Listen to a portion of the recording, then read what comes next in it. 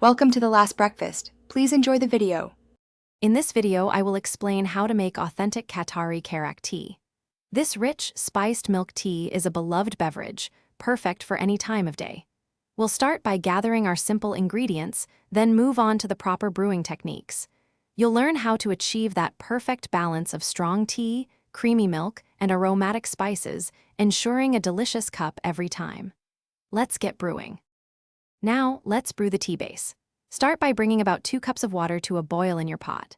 Add 2 tablespoons of strong black tea, like Lipton Yellow Label, along with freshly crushed cardamom pods and a small piece of grated ginger. Allow this mixture to simmer gently for about 5 minutes.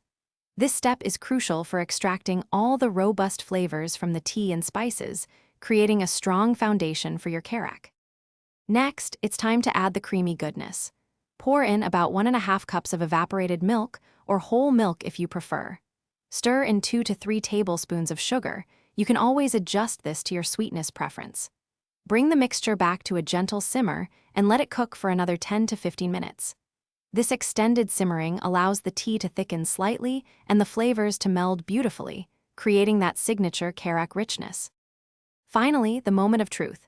Carefully strain your Karak tea through a fine mesh sieve directly into your serving cups, ensuring no tea leaves or spice bits remain.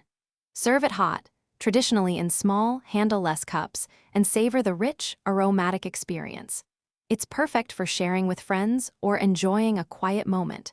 Remember to check the description for a link to Little Trees, Black Ice, and other great deals. Enjoy your homemade Qatari Karak tea. Thanks for watching. If this was helpful, leave a like and consider subscribing. See you next time.